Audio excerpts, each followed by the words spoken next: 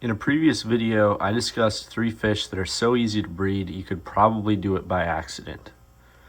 Now, I feel that awareness of the easiest fish to breed is pretty high in the fish keeping community because everyone wants to breed fish. So, of course, you're going to be attracted towards those species that everyone has had success breeding. Now, the problem is, once you master the breeding of those more basic species, it's challenging to know where to go from there because there are tons of people out there breeding all sorts of different types of fish, and there's no easy way to understand which ones are really difficult versus which ones are still more basic while adding a little more of a challenge. Now today I want to introduce mouthbrooders, and specifically Chindongo Saulosi, which are the yellow fish in this tank. Now mouthbrooders are fish that protect their young by holding the eggs in their mouth and then releasing them once they're free swimming. And this reproduction method leads to a bit of a challenge because you can't allow the fish to release their babies in the tank, or most, if not all of them, will be eaten. So you need to employ a method called stripping. In order to strip a female, which the females hold the eggs, you have to net her out of the tank and then essentially force her to spit the babies out into some other container to separate them from the main tank. Now, I like to use Marina breeder boxes, which I have shown you in a previous video, but I'll leave a link in the description to where you can buy them at aquariumcoop.com. They allow you to basically hang the box inside the tank so that the babies experience the same water chemistry as the parents while being physically protected from them.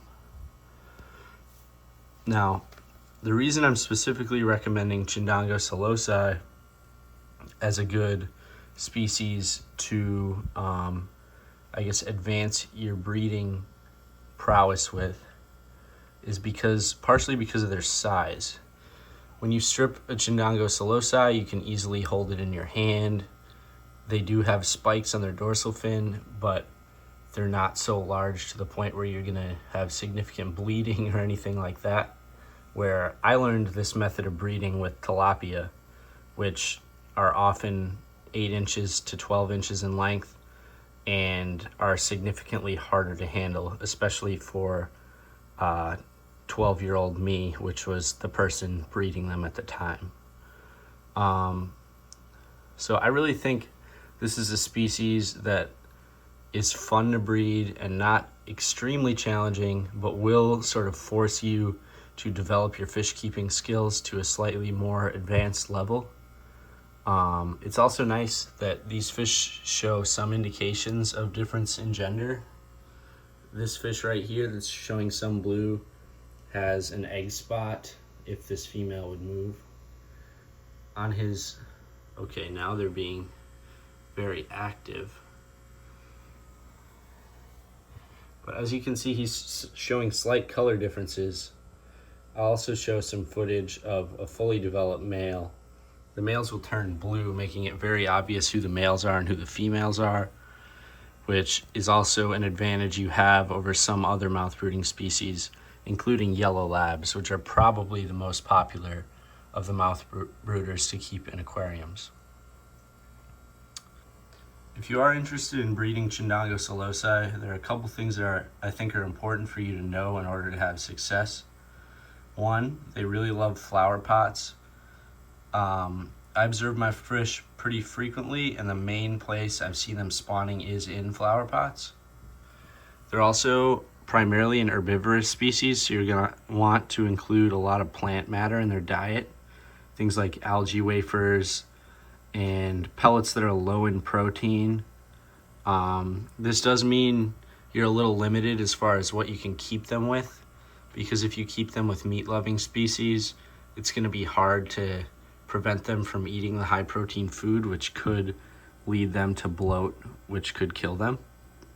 You should also be aware that this species is a bit aggressive. It's hard to tell in this tank as most of these fish are not quite at sexual maturity, so they're not showing a lot of aggression towards each other. But as the males reach an age where they do turn completely blue, they'll start to guard territory pretty aggressively, and you do need to watch out for fish getting picked on. If I was going to recommend a really specific setup for trying to keep and breed these guys, I would say you need at least a 29-gallon tank. I was able to breed them in a 29-gallon tank with 5 adults, which ended up being 2 males and 3 females.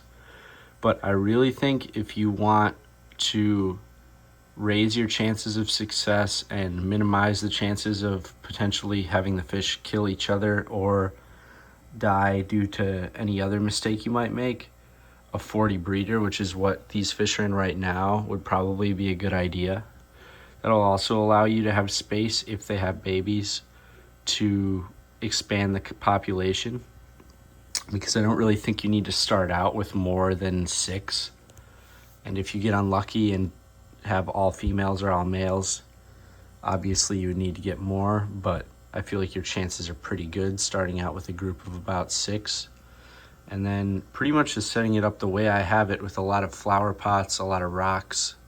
And then if you want, plants like Anubias are great, because although the fish are herbivores, or primarily herbivores, they won't eat this plant that much because the leaves are so hard, they're almost like plastic, and the fish really don't mess with it that much. And it will also help to keep your water clean by removing nitrates as it grows. So no matter what fish you're looking to breed, it's always a question of how you can grow them faster. No one wants their fish to be babies forever. I'm still waiting on these fish to reach sexual maturity. I don't see any blue dominant males in here yet. But if you're wondering how to grow your fish faster, check out this video I made, and hopefully it will help you out with getting your fish to the size you want as quickly as possible. Thanks for watching. See you in the next one.